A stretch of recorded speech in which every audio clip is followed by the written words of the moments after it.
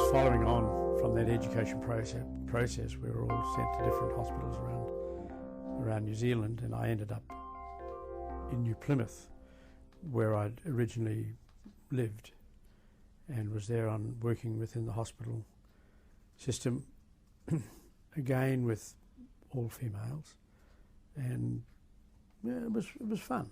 And they were really, really good women to work with, and very understanding and very supportive, and did not at any stage make me feel out of place. You know, it was really like being one team together. And yeah, and the work was shared around fairly. I wasn't given tasks that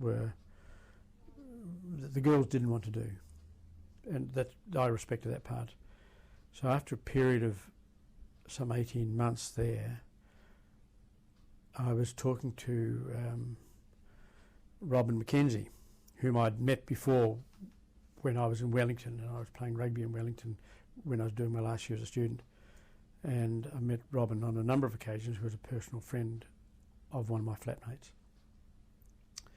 And he approached me and asked me whether I wanted to work with him, which was a wonderful opportunity.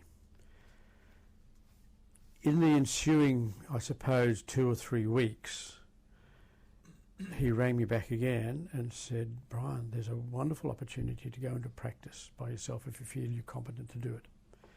And this was in a town called Masterton, where he had grown up, and his mother still lived there. So he knew the background. He knew the lady who was in practice there, who was married and having a child. And so he encouraged me. He said, whilst he would have liked me to go on to work with him, he felt that for growth and individuality, he said, "You're better to work for yourself."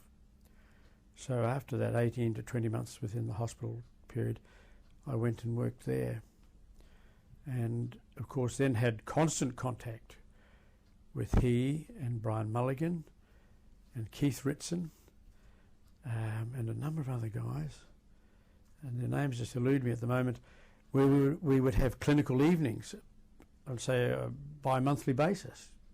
And being in Marston, being just an hour and a half's drive, I would drive down, have a clinical evening between the hours of approximately 7 till 10, and then I'd drive home, which was wonderful because I was able to really pursue the clinical side of things with guys who really had some great knowledge, and also knew more about the administration and running of a practice, and just practice management really.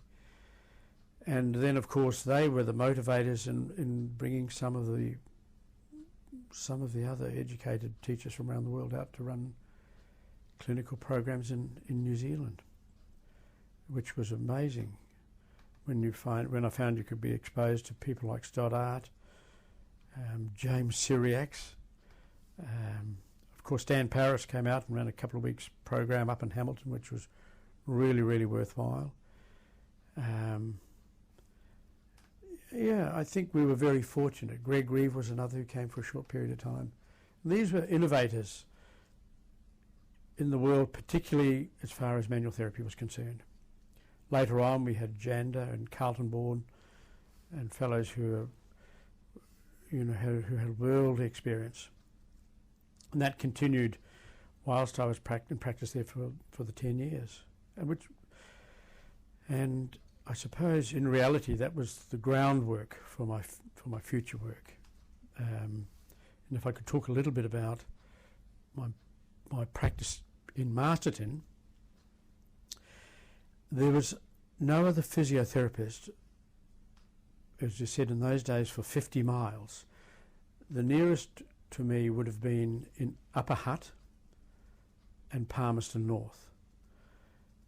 And the Wairarapa Valley is quite extensive, and there's quite a large population. Even though the wineries weren't there in those days, there was enormous farming population.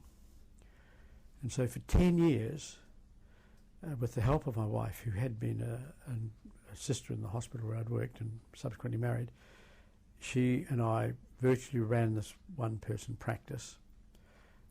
I would occasionally get a locum to go away once a year and have a couple of weeks away. but it was really a 7-day-a-week job. Because if you know the rural community, and particularly in the Wairarapa, the farmers were predominantly sheep farmers. Now, no matter what they did, they bent over with these sheep.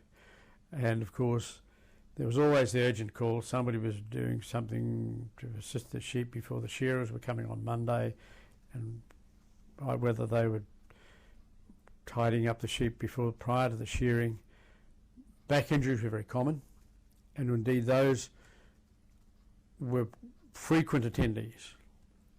And I would think if I was to look at a preponderance, or the predominant injury at the time would have been lumbar spine. My practice was 90% private practice. In those days there was no AACC, and the practitioner was responsible for obtaining a referral from the doctor if they wished to get any Social Security benefit. And I was fortunate in that I'd established myself early on in the piece, and the doctors were very cooperative, and I could be a first contact practitioner for anybody who came either out of hours or weekends when I couldn't ring and talk to their own GP, and they were quite prepared to let me start treatment for musculoskeletal problems. And in a lot of instances, I would ring them and they would review the person when they were coming in on the next